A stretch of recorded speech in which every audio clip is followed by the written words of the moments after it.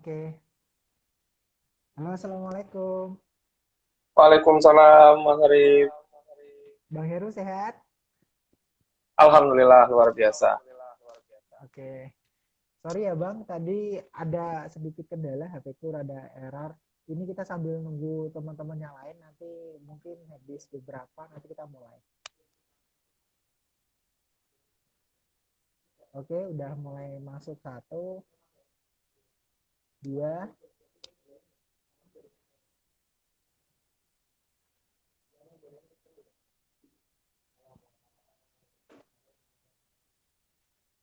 Oke Bang, gimana? Kita mulai aja, nanti sambil teman-teman yang lain mengikuti apa begitu. Udah mulai nambah lagi nih, tiga. Udah ada lima. Boleh langsung dimulai aja, Oke, Bang Arif, nggak apa-apa. oke. Bismillahirrahmanirrahim. Assalamualaikum warahmatullahi wabarakatuh. Waalaikumsalam. Untuk teman-teman, selamat datang di live IG kita di Cerita Heru dan Arif 16. Jadi di sini nanti kita akan sharing tentang pengalaman Bang Heru mengenai tentang pengalamannya ketika beliau ini di sebagai pengajar muda ya Bang ya di daerah Kepulauan Riau. Oke. Uh, Sebelumnya perkenalkan saya Arif Himawan selaku founder dari ILF. Nah, ILF itu apa? Jadi ILF itu semacam forum kepemimpinan tingkat nasional dan itu diadakan tiap tahun sekali dan itu pertama kali diadakan tahun 2017 di Yogyakarta. Nah, Bang Heru ini juga merupakan salah satu dari alumni ILF dan kebetulan saya kenal Bang Heru juga dari ILF.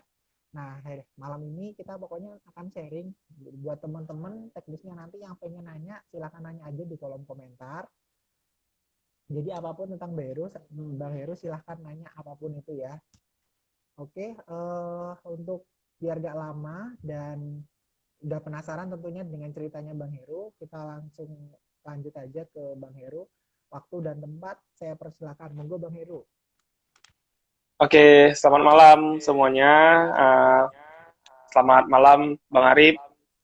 Jadi benar kata yang disampaikan oleh Bang Arif, kalau saya adalah alumni Indonesia Initiative Leader Forum 2017 saat itu. Saya masih kuliah saat itu, kalau nggak salah, dan itu mungkin agenda ILF yang pertama menurutku sih, karena setelah itu ada ILF yang lain-lainnya seperti itu. Mungkin buat teman-teman yang baru gabung, perkenalkan nama aku Heru Tariksan. Hari ini aku domisilinya di Aceh, lebih tepatnya di Kota Lok Sumawe.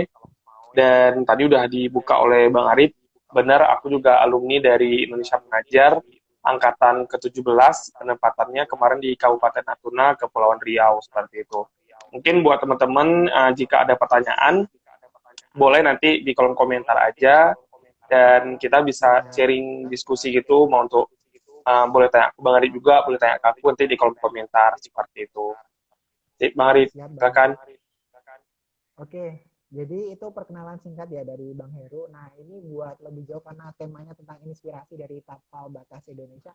Boleh dong Bang Heru ceritain gimana sih awal pengalaman Bang Heru bisa gabung di Indonesia Mengajar sampai akhirnya bisa berbagi dengan teman-teman di daerah Natuna sana. Bang Heru ngapain aja di sana, terus itu gimana teknisnya buat daftar, apakah itu nanti juga bisa nggak sih Bang, katanya alumni Indonesia Mengajar itu banyak yang tembus LPDP, nah itu bener nggak sih Bang? Terus pokoknya banyak deh. Nanti buat teman-teman pokoknya yang penasaran silakan nanya aja, jadi kita langsung simak aja cerita dari Bang Heru. Saya kembalikan lagi sama Bang Heru, monggo Bang. Oke, jadi ini ceritanya sedikit menarik ya, karena memang dulu tuh ketika kuliah semester 4 atau 5 gitu, aku tuh pernah searching di media sosial kan ya, tentang satu sosok yang menurutku kok ini keren banget menurutku. Tapi ini menurut pandanganku ya, nanti aku juga kebalikan ke teman-teman. Jadi tuh dari dulu tuh aku pernah beli satu buku. Jadi tuh yang memang tuh ketika aku beli bukunya tuh tinggal satu lagi di toko buku, dan itu tuh tentang biografinya Pak Anies Baswedan. Jadi kebetulan tuh aku memang dulu kan nggak terlalu kenal beliau ya, jadi aku memang sedikit uh, apa ya, kaget aja kok ada tokoh pendidikan seperti beliau seperti itu. Jadi aku beli bukunya, dan ketika aku baca bukunya itu aku ada kayak di satu halaman itu nulis tentang Indonesia mengajarnya, gimana sih ya, Pak Anies ini dan teman-temannya mempelopori atau menginisiatori sebuah kegiatan atau gerakan yaitu Indonesia Mengajar, ngirim pemuda-pemudi seluruh Indonesia ke pelosok negeri gitu loh. Jadi bukan hanya anak FKIP aja, tapi seluruh lintas bidang ilmu kita dikumpulkan dan dikirim ke pelosok negeri berdasarkan apa ya, tempat yang memang membutuhkan sekali anak muda untuk berkembang di situ. Jadi saat itu aku udah tulis kalau oh kayaknya aku perlu deh nulis ini di draft mimpi aku gitu. Jadi aku di semester 6 itu udah nulis di draft mimpi aku kalau aku tuh pengen ikut Indonesia Mengajar setelah lulus nanti seperti itu. Tapi sebelum aku daftar, jadi aku kan domisilinya di Loksmawe ya, lebih tepatnya tuh Aceh Utara. Nah, selama aku tinggal di situ tuh, ternyata Aceh Utara itu termasuk daerah penempatannya Indonesia Mengajar, angkatan yang cukup tua, yang cukup atas lah. Itu aku dapat kesempatan bertemu dengan angkatan yang ketiga, empat, dan yang kelima untuk penempatan Aceh Utara. Nah, di situ tuh aku jadi tahu mereka, jadi tahu banyak kegiatannya, jadi banyak aktivitas, dan kebetulan juga aku juga semuanya juga aktif punya komunitas dan komunitasku juga menjadi mitranya mereka untuk buat kegiatan serupa di bidang pendidikan. Dari situ tuh niat wah ternyata seru juga ya jadi pengajar muda bisa mengabdikan diri di pelosok negeri gitu. Dan akhirnya ketika lulus kuliah, pas aku lulus tuh memang belum dibuka Indonesia Mengajar. Jadi aku sempat daftar kerja juga di salah satu perusahaan, namun nggak lolos karena memang seleksinya cukup ketat saat itu dan akhirnya aku memutuskan untuk ya istirahat. Tiba-tiba sebulan setelah pengumuman perusahaan itu Indonesia Mengajar tuh buka di angkatan ke-17 dan dari angkatan ke-17 itu kan ada daerah penempatan yang aku pengen banget ke situ tuh gitu. Jadi aku mutusin buat daftar yang angkatan 17-nya gitu. Dan alhamdulillah prosesnya emang cukup lama sih. Dia 6 bulanan juga kan karena aku saat itu keterima sebagai angkatan ganjil. Jadi informasi buat teman-teman Indonesia Mengajar itu tuh setiap tahunnya tuh punya dua angkatan teman-teman. Jadi angkatan ganjil dan angkatan genap gitu. Di angkatan ganjil dikirim ke daerah yang lain, angkatan genap dikirim yang lain seperti itu. Dan kebetulan aku dapat penempatan yang ganjil yaitu angkatan 17. Jadi setelah ikutin prosesnya ada isi borang administrasinya itu cukup lama juga, terus ada sampai ke daerah assessment, cara mengajar dan segala macam, medical check up dan sampai ke tahap pelatihan intensifnya sehingga aku diterima menjadi seorang pengajar muda seperti itu. Dan alhamdulillahnya ketika apa ya dapat penempatannya itu aku didapatkan di Kabupaten Natuna yang memang jujur aku belum pernah ke sana sama sekali sih dan mungkin teman-teman juga pernah tahu Natuna tapi agak sulit menjelaskannya karena itu cukup jauh kan jaraknya dan dia itu perbatasan antar negara juga seperti itu. Dan tadi kalau misalkan Mbak Ari bilang apakah nanti alumni Indonesia Mengajar akan banyak yang ikut LPDP, menurutku itu tergantung ya, tergantung teman-teman alumni nanti dia mau kuliah lagi atau enggak. Tapi kebanyakan sih teman-teman dari Indonesia Mengajar tuh atau teman-temanku juga banyak yang ikut LPDP seperti itu. Mereka mau mencoba kuliah lagi untuk mempertajam keilmuannya. Bahkan ada yang unik nih, bahkan temanku waktu S1-nya kemarin waktu ikut IM dia tuh psikologi kan, tapi pas dia S2-nya dia malah terjun ke pendidikan karena dia merasa dia perlu banget mengetahui lebih dalam nih ilmu tentang pendidikan seperti itu. Hingga akhirnya dia mencoba untuk menggali lebih dalam lagi ilmu pendidikan seperti itu. Banyak banget sih teman-temanku yang awalnya tuh disiplin ilmu lain, tiba-tiba S2-nya dia fokus ke pendidikan. Seperti itu sih Bang Arif.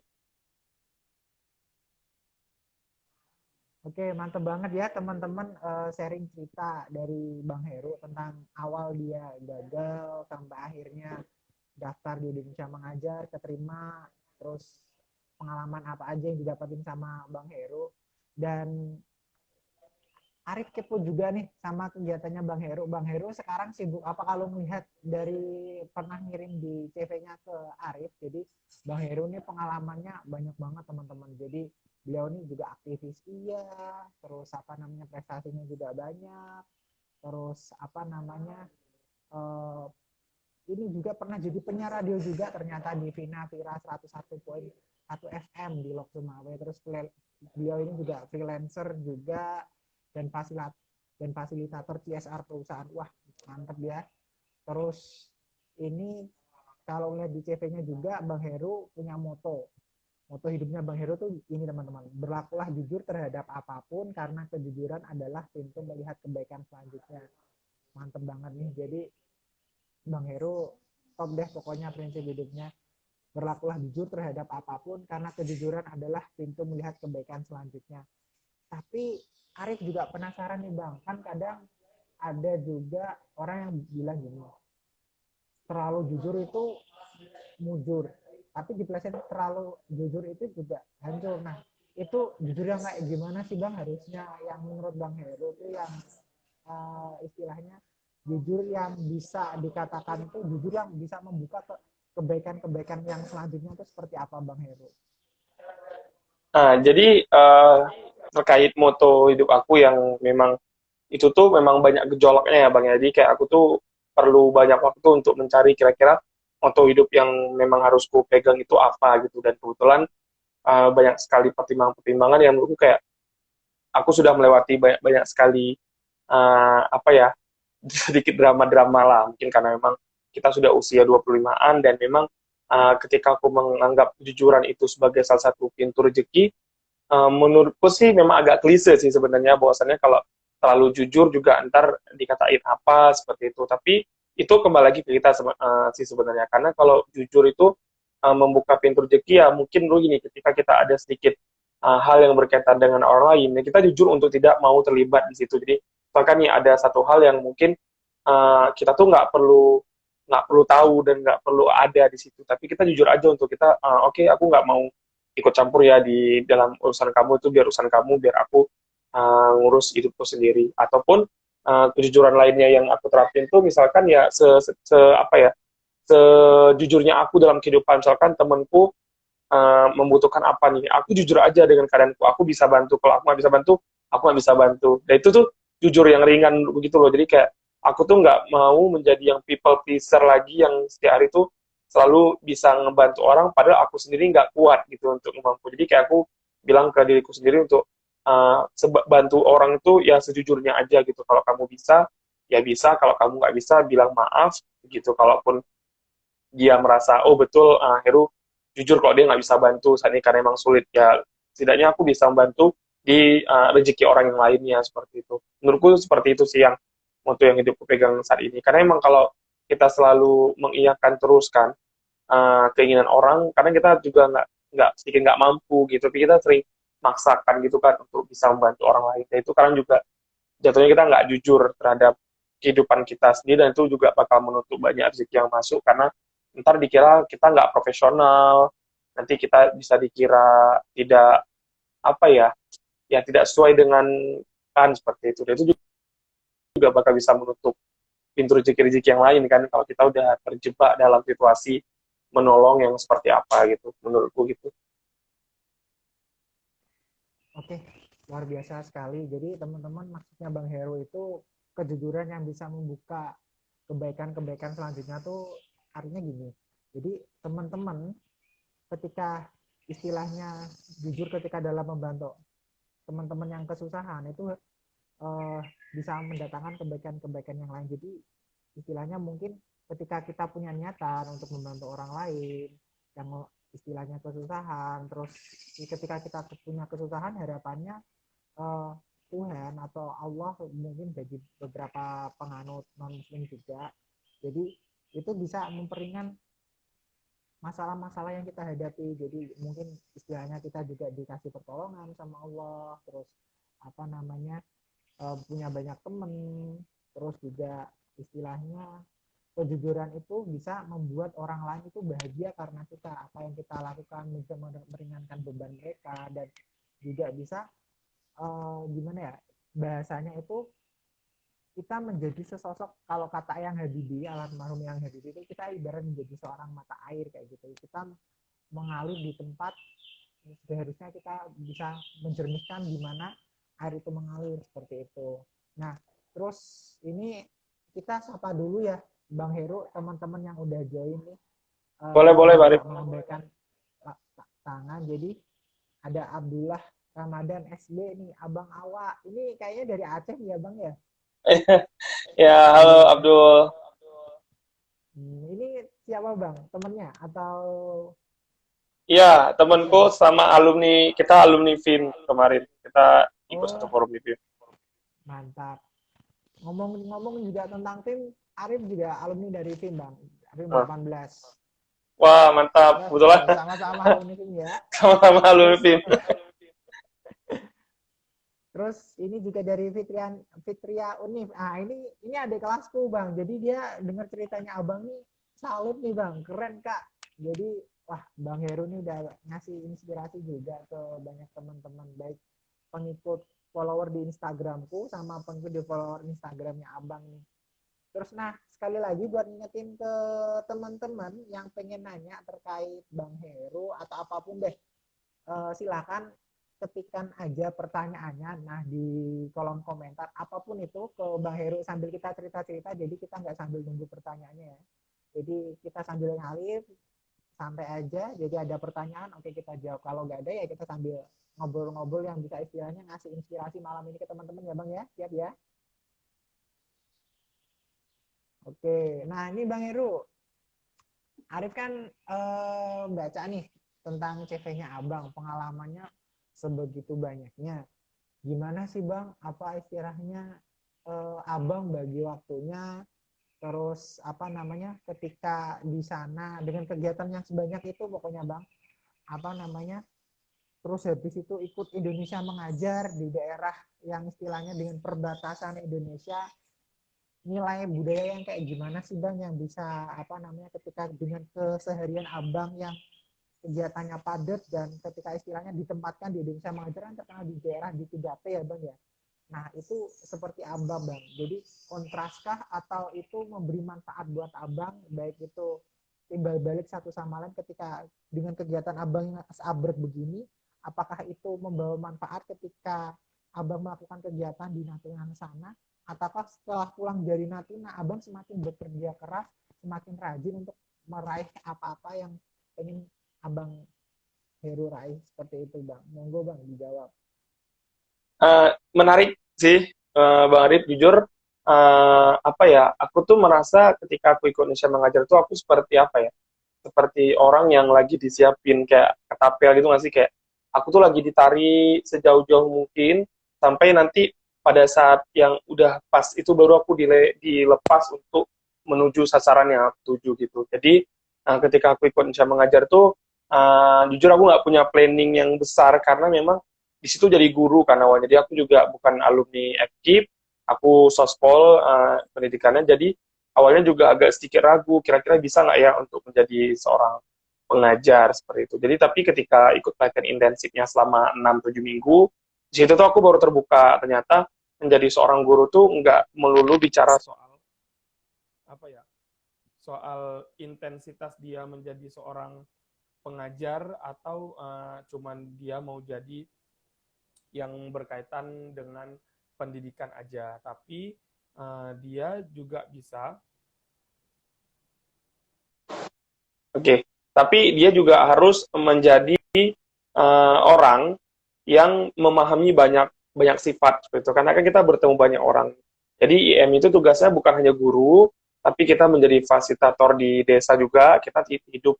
Aku tuh tinggal setahun bersama masyarakat. Jadi aku punya ayah angkat, punya ibu angkat, dan punya adik-adik juga. Jadi selain aku ngajar, juga ketika aku pulang, aku jadi warga biasa dan membersamai masyarakat seperti itu. Dan aku ya jujur awalnya agak sedikit kaget, tapi setelah aku dalami lebih lanjut, ternyata menjalani kehidupan sebagai seorang pengajar muda itu ternyata nggak gampang sih menurutku, tapi memang banyak sekali perubahan yang aku alami. Yang paling terlihat adalah perubahan sikap sih, karena aku merasa sekarang tuh lebih lebih tenang dalam menyikapi segala hal. Jadi kalau misalkan kalau dulu mungkin kita agak sedikit berapi-api dalam menanggapi sebuah isu atau sebuah hal, tapi sekarang lebih kayak, oh kalau ada sesuatu yang mengganjal tentang hal yang kita lihat tuh, kita harus checks and balance dulu terhadap informasi, atau sekarang lebih menempatkan sesuatu pada, oh itu kira-kira berpeluang untuk positif nggak sih, kalau kira-kira itu terlalu negatif dan toksik, kita mundur di area itu dan kita jangan ikuti area itu. Seperti itu sih yang aku rasakan. Dan yang sedikit menyenangkannya itu ketika sekarang di kehidupan yang nyata, itu tuh nggak terlalu, mungkin orang mengingatnya aku sibuk ya, padahal aku tuh kalau Senin Jumat itu ya kerja seperti biasa, seperti orang biasanya. Kemudian aku menggunakan Sabtu Mingguku untuk kegiatan sosial mungkin, dan kegiatan freelancerku lainnya seperti itu. Jadi nggak ada yang beradu sebenarnya, karena memang uh, tapi ini poin penting sih Bang Arif. Salah satu tujuan aku ikut IM tuh sebenarnya satu sih. Aku tuh pengen tahu banget sebenarnya bagaimana sih sistem pendidikan kita di Indonesia ini. Karena kan jujur kalau dulu kan aku tuh bukan seorang apa ya, alumni keguruan, dan memang nggak banyak tahu soal silabus, RPP, dan bagaimana lah sistem honor guru dan segala macam. Dan aku tuh sering banget kan mengkritisi pemerintah yang dulunya terhadap bagaimana sih pendidikan kita kok gini-gini. Itu tuh kesannya kayak kita selalu mengutuk terus tanpa kita harus ikut serta di situ. Jadi ya aku lihat UIM ini ngasih wadah nih, dia ngasih celah nih untuk aku bisa tahu tentang itu.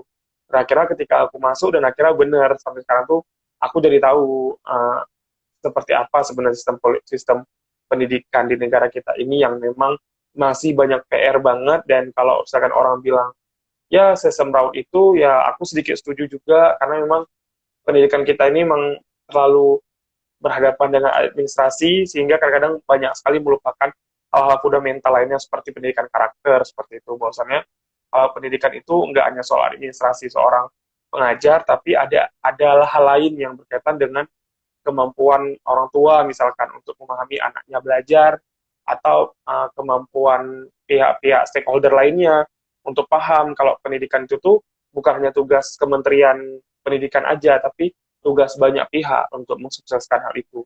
Itu sih yang aku rasakan sekarang, jadi lebih paham aja gitu tentang dunia pendidikan Indonesia seperti itu. Oke, mantap banget ya teman-teman. Jadi Bang Heru habis ngikutin kegiatan Indonesia Mengajar dari pelosok, ternyata itu berdampak banget sama Bang Heru. Bang Heru jadi semakin termotivasi menjadi lebih baik.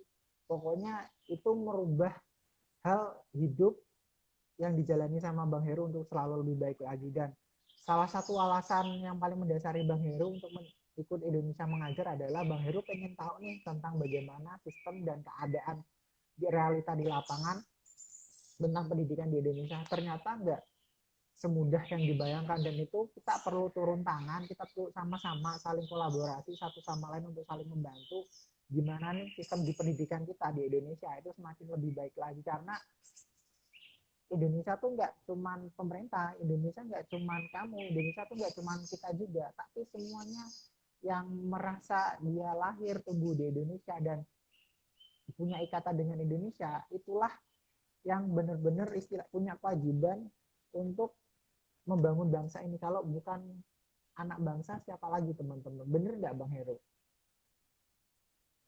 Nah, terus buat teman-teman juga yang ini, yuk kita sama-sama, Arif juga ngajar nih ke teman-teman semua tanpa terkecuali yang udah gabung di live ide kita. Yuk kita sama-sama saling bantu, saling membahu. Bagaimana sih kita bisa jadi lebih baik lagi, bagaimana kita bisa bermanfaat untuk lingkungan sekitar kita, kita bisa jadi agen-agen perubahan yang nggak cuma sekedar agen, tapi kita sebagai director of change, kita pengarah perubahan seperti itu teman-teman. Apapun peranmu, siapapun kamu, ayo kita sama-sama tunjukkan peran kita, peran yang terbaik untuk membangun bangsa ini jadi lebih baik lagi. Bang Heru setuju nggak? Kita harus sama-sama kolaborasi, kita harus sama-sama saling kerjasama, bantu-membantu untuk membangun bangsa ini. Setuju ya Bang ya? Oke. Setuju banget, setuju banget, setuju banget. Terus lagi ya teman-teman, sekali lagi, wah aku penasaran nih Bang, ternyata ada juga alumni ILF dari beberapa angkatan, gak cuma dari angkatan 2017, ada juga nih Ica Akca ini juga aku kenal Bang, ini alumni ILF dari 2018, jadi setelahnya Abang kan alumni 2017 ya, Ica itu alumni 2018, terus ada juga Adel, teman seangkatan nih Bang, alumni dari ILF, masih ingat Bang? Masih ingat Adile Putri itu angkatanku kalau nggak salah. Iya bener angkatannya Abang. Terus ini juga Iya. aku juga nanti habis acaranya Abang juga bakal ngajakin teman-teman ILF lainnya untuk live IG setelah acara ini juga. Entah jadwalnya kapan kita nanti agendakan ya. Terus nggak cuma alumni ILF aja nih Bang. Jadi monggo juga buat teman-teman yang punya rekomendasi siapapun itu untuk pembicara untuk istilahnya nongkrong bareng kita cross check. Ini nanti juga udah ada beberapa yang confirm kita nanti istilahnya di luar dugaan deh buat teman-teman kita ada surprise siapa nih yang bakal ngisi di live IG di acara ini. Jadi oh iya buat teman-teman ada yang nanya nih Bang, chat ke Arif, boleh nggak Bang media sosialnya atau kontak HP-nya Abang Heru di-share ke kita karena kita pengen lebih enak nanya-nanya langsung sama Bang Heru. Gimana Bang? Boleh nggak Bang? Boleh, boleh Boleh. nanti boleh ya, DM di Instagram aku aja, cerita hero underscore, nanti kita bisa diskusi di situ kalau mau tanya-tanya mengenai pendaftaran Indonesia Mengajar atau kegiatan Oke. lainnya seperti itu. Sip. Oke. Terus buat teman-teman jadi intinya follow atau DM Bang Heru yang pengen lebih tahu kenal sama Bang Heru di @ceritaheru_. Bener ya Bang ya? Oke, terus buat teman-teman yang pengen request atau pengen rekomendasiin siapa pembicara habis ini, boleh juga follow atau DM ke Arif. Kira-kira rekomendasi pembicara siapa nanti Arif coba kontak untuk sharing aja di live IG di sesi selanjutnya. Terus ini Arif tuh juga pengen baca lagi nih Bang, pesan dari komentar nih teman-teman dari yang ikutin live video kita dari siapa nih? Bos besar 16. Assalamualaikum. Waalaikumsalam. Sebaik-baik manusia juga ya Bang. Waalaikumsalam warahmatullahi wabarakatuh. Udah dijawab nih salamnya ya Bang.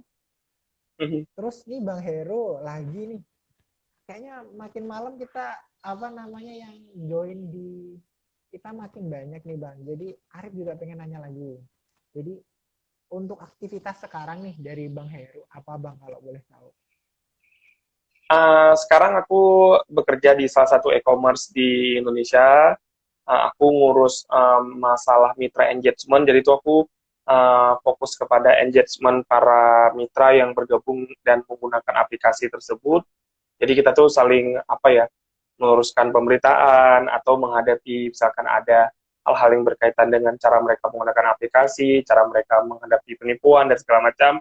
Itu tuh aku bekerja di bidang itu, nggak jauh-jauh sih dari engagement manusia seperti itu.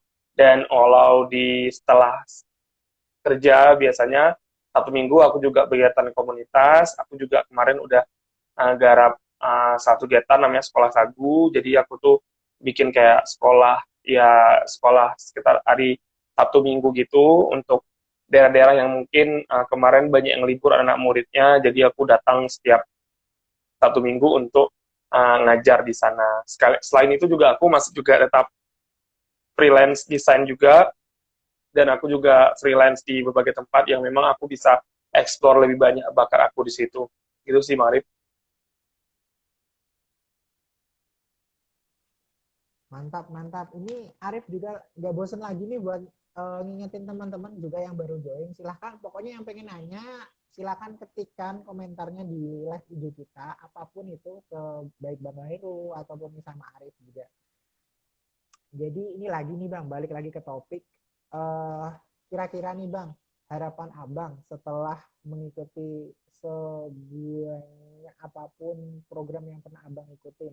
Dari mulai kegiatan yang di kampus, Abang yang terkenal banyak aktivis, terus dari jurusan sospol ya Bang ya, sosial politik ya. Terus pernah ikut Indonesia Mengajar. Apa sih pesan Abang buat ke kita-kita supaya kita ini bisa terus belajar untuk mencintai Indonesia, bisa terus untuk apa namanya memberikan energi positif terutama di tengah pandemi ini yang keadaannya serba sulit semuanya Bang. Jadi apa sih harapan Abang ke kita-kita terutama di generasi penerus bangsa supaya kita bisa terus bertahan di tengah pandemi ini dan terus belajar menumbuhkan rasa cinta sama bangsa ini Bang. Monggo Bang Heru. Apa ya, Bang Arif? Jujur, memang awalnya aku tuh nggak pernah tahu Natuna ya. Jadi memang kisahnya tuh emang sama sekali nggak pernah tahu Natuna itu, dan memang sih sebelum berangkat aku juga udah pernah baca sih Natuna itu ya memang lagi marak ya diperebutkan oleh beberapa negara terutama hasil kekayaan alamnya. Tapi aku tuh nggak akan berpikir kalau aku bakal ditempatkan di Natuna saya itu, karena aku prepare itu aku pengen kalau nggak di Maluku ya aku di Kalimantan gitu kan, itu harapan aku seperti itu. Tapi ketika aku diletakkan di Natuna dan itu memang mayoritasnya suku Melayu dan memang jauh sekali dari daratan, dan memang ya tantangan dan segala cobaannya tuh pasti ada ya seperti itu. Tapi yang apa yang aku rasakan tuh sebenarnya sederhana sih sebenarnya. Jadi aku tuh hidup di satu keluarga yang memang ayahku tuh seorang nelayan dan ibuku tuh seorang ibu guru TK gitu. Jadi kayak wah ini pas banget nih posisiku bisa dapat orang tua angkat yang memang mereka menginginkan aku untuk tinggal di rumah. Ya seperti itu, dan saat itu aku kayak jadi banyak apa ya, jadi banyak sekali spekulasi kan kalau oh ternyata hidup nelayan seperti ini, oh ternyata ibuku mengajar di TK seperti ini gitu. Dan informasi paling menarik tuh dulu kan aku juga agak sedikit sinis ya terhadap kerja pemerintahan ya. Tapi nggak semuanya ya, mungkin ya bisa dilihat seperti itu. Teman ketika aku sampai di desaku, ternyata tuh aku kan harus nyebrang.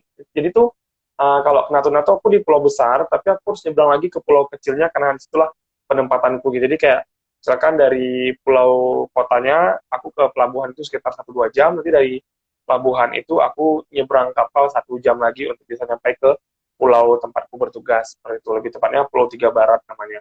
Jadi tuh ketika aku sampai di pulau aku lihat tuh kok ada salah satu kayak gedung apa gitu yang memang di situ kok banyak kapal-kapalnya gitu, dan aku tuh nggak mencoba untuk kepo kan, tapi ternyata ketika sekali itu aku ke situ dan ternyata itu detention center nggak salah itu miliknya KKP, dan ternyata menurut informasi yang aku terima kalau tempat itu tuh tempat penangkapannya atau tempat penangkaran para nelayan asing yang masuk ke wilayah teritorial Indonesia seperti kapal Vietnam. Jadi yang memang kabar di televisi yang kapal Vietnam itu dibakar, yang ditenggelamkan, itu tuh bener banget, dan aku menyaksikan sendiri kalau bangkai kapal itu tuh ada di situ gitu loh, dan mereka bilang ini Pak yang curi ikan kita Pak, apa bisa lihat kan kapalnya udah dibakar oleh Bu Susi saat itu. Dan aku jadi mikir, oh ternyata bener ya kerjanya, ternyata sekejam itu nelayan-nelayan Vietnam mengambil hasil alam kita, dan aku selalu jadinya, dan dari proses itu aku jadi masukkan itu ke dalam kurikulum belajarku, dan aku selalu bilang ke anak-anak kalau kalian tuh harus sekolah tinggi-tinggi. Nah, karena apa? Kalau kalian nggak mencapai periode di mana kalian bisa bebas berpendidikan, nanti kalian akan kalah dengan Vietnam. Lihat Vietnam yang bisa datang dengan kapal yang lebih besar. Gimana kita yang mau jadi nelayan? Bapak nggak, kayak aku tuh bilang, kita tuh nggak nyalahin kamu buat jadi nelayan, nggak nyalahin kamu buat jadi petani. Setidaknya kamu tumbuh dan besar menjadi nelayan yang pintar, cerdas, dan nggak bisa dibohongi oleh siapapun. Begitupun petani.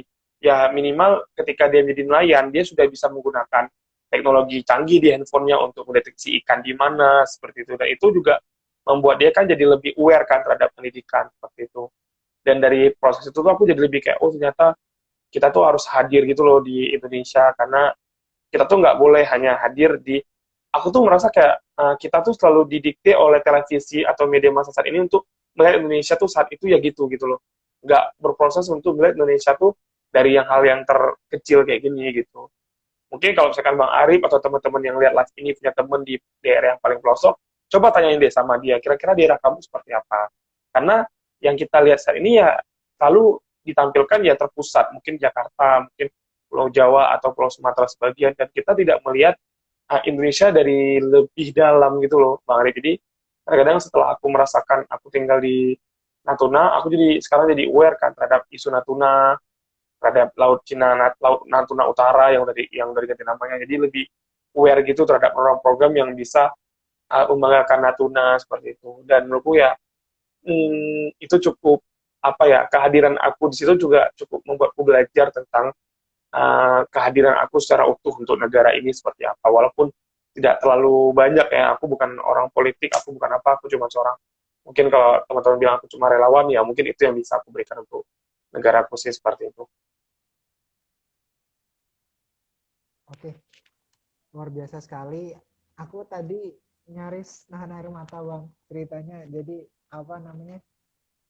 ternyata kita perlu melihat lebih luas lagi bagaimana kita memandang negara kita ini, Indonesia. Jadi selama ini negara kita terpusat hanya diberitakan tentang kota-kota besar aja, berita-berita mungkin kriminal aja. Ternyata di luar sana ini loh Indonesia, ini loh bangsa kita. Dan dengan pengalaman Bang Heru yang pernah mengikuti kegiatan Indonesia Mengajar itu mengajarkan kita banyak hal, bahwasannya untuk mencintai negeri ini kita perlu melihat dari sudut pandang yang lebih luas lagi. Jadi Indonesia tuh nggak hanya Jakarta, Indonesia tuh nggak cuman tentang istilah isu korupsi aja, tapi ini loh Indonesia, Indonesia tuh juga punya kelebihan yang alamnya indah, budayanya luar biasa, dan lain sebagainya. Oke Bang Heru, nggak terasa nih ya Bang, udah hampir 1 jam, kayaknya 1 jam lebih. Kita mulai tadi jam 8 ya, di sini ternyata udah hampir mau jam 9 juga. Di sana jam berapa Bang Heru kalau boleh tahu di Aceh?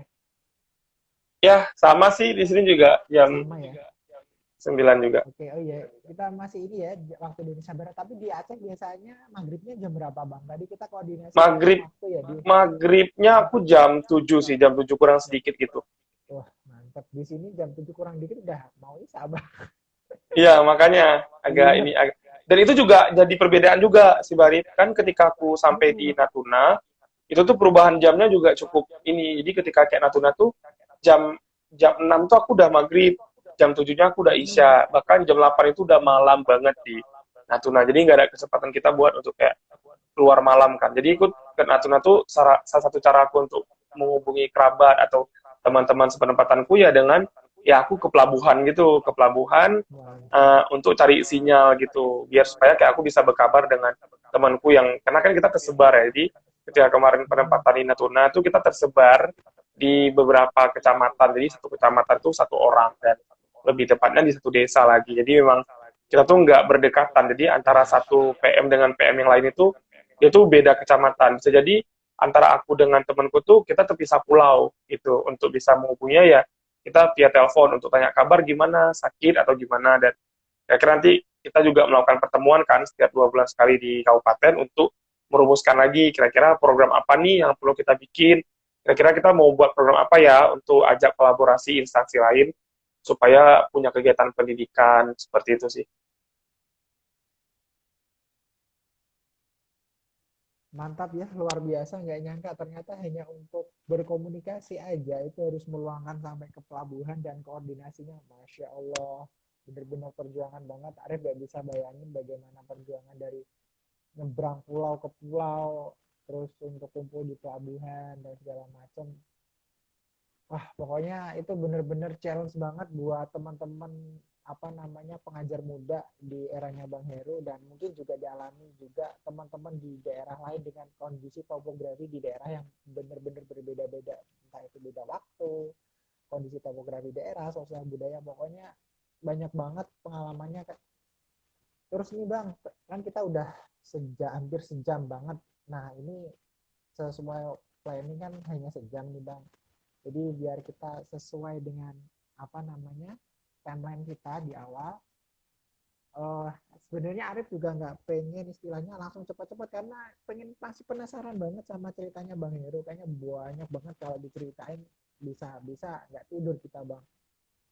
Jadi ini apa pesan, istilahnya sebagai closing statement di live IG malam ini, yang nanti ini juga bakal Arif posting juga di apa Instagram, supaya nanti teman-teman yang belum join bisa melihat di kegiatan kita. Jadi closing statement nih Bang, Bang Heru ke Pak sama kita monggo Bang. Oke, ini mungkin nggak sebuah pesan ya, nggak sebuah ajakan juga, tapi aku mau kasih tahu sih buat teman-teman yang nanti melihat live session ini atau yang masih standby di sini, aku cuma mau bilang kita tidak harus selalu pada proses menuntut yang terlalu tinggi ketika capaian kita tuh tidak setinggi yang kita tuntut gitu loh. Jadi kadang kita selalu jangan selalu menuntut hal-hal yang kita nggak hadir di situ. Lebih baik coba dipetakan dulu yang kira-kira yang kita bisa hadir di situ apa. Misalkan ya, kamu seorang lulusan akuntansi di desamu. Kenapa kamu tidak coba menularkan hal kebaikan seperti belajar matematika yang memang kamu bisa? Nggak perlu kamu harus mencari ilmu lain mengajarkan kimia, sedangkan kamu ahlinya di akuntansi atau di ekonomi. Kenapa kamu harus apa ya selalu menuntut yang lain, sedangkan kamu bisa mengajarkan hal yang sederhana kepada orang sekitar. Jadi kita tuh nggak perlu terlihat pintar cukup di kalangan kita, tapi kiri kanan rumah kita tuh mereka buta aksara. Ya untuk apa? Untuk apa kamu sekolah tinggi-tinggi tapi kalau kanan kiri kamu nggak pintar baca, nggak pandai menulis, lebih baik kamu coba lihat lagi lebih dalam, lihat lagi kiri kananmu, apakah kira-kira kamu bisa berguna atau enggak untuk sama seperti itu. Dan lagi-lagi sebagai generasi muda, ini saatnya udah zamannya kolaborasi ya, saatnya menggabungkan dua kekuatan yang bisa membuat suatu gebrakan yang besar daripada membuat kekuatan-kekuatan sendiri yang akhirnya nanti kita nggak bisa dapat nih apa ya value dari kegiatan yang kita bikin. Lebih baik kita kolaborasi sebaik-baik mungkin, kita bisa gabungkan tiga kekuatan jadi satu untuk membuat sebuah gebrakan yang lebih besar seperti itu. Terserah mau di pendidikan, sosial, apapun yang penting ada peran serta kamu untuk membantu orang lain. Tidak perlulah terlihat politis, terlihat apa tidak. Yang penting lagi kamu masih punya niatan baik untuk membantu sama, kejar. Itu hal yang sederhana yang bisa aku sampaikan sih buat teman-teman semuanya. Buat teman-teman ILF, dimanapun kalian berada, sukses terus.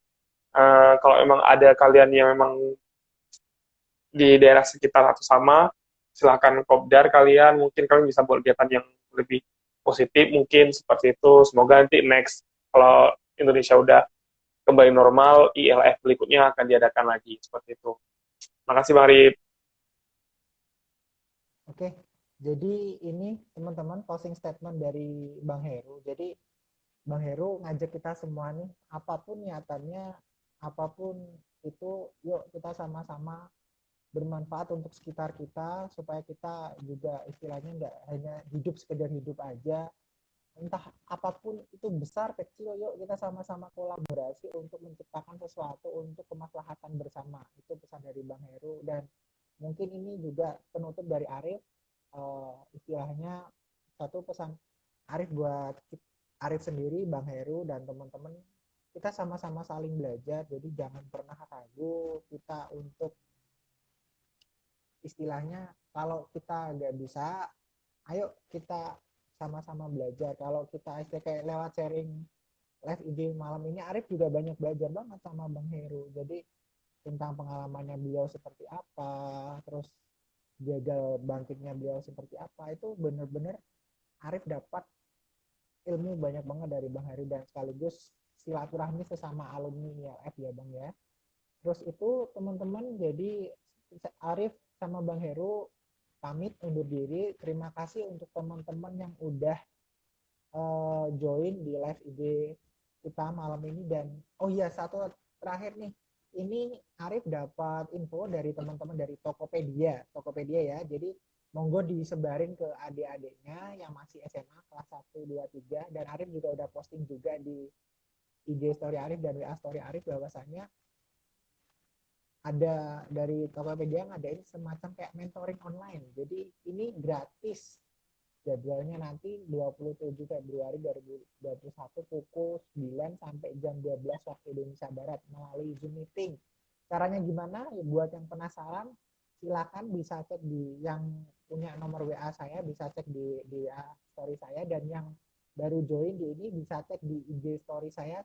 Biasanya saya private. Untuk acara malam ini saya IG-nya saya bikin publik, jadi buat teman-teman silakan yang punya info screenshot di share ke adik-adiknya, karena ini ada mentoring gratis dari Tokopedia-nya langsung bersama karyawan Tokopedia tentang bagaimana kerja di startup, terus dinamikanya seperti apa, bisa dicek itu ya. Kurang lebihnya dari Arif, mohon maaf wabillahi taufiq wal hidayah. Saya Arif Gunawan dan saya dengan Bang Heru pamit undur diri. Wassalamualaikum warahmatullahi wabarakatuh. Makasih banyak Bang Heru. Terima kasih Marip, sukses semuanya.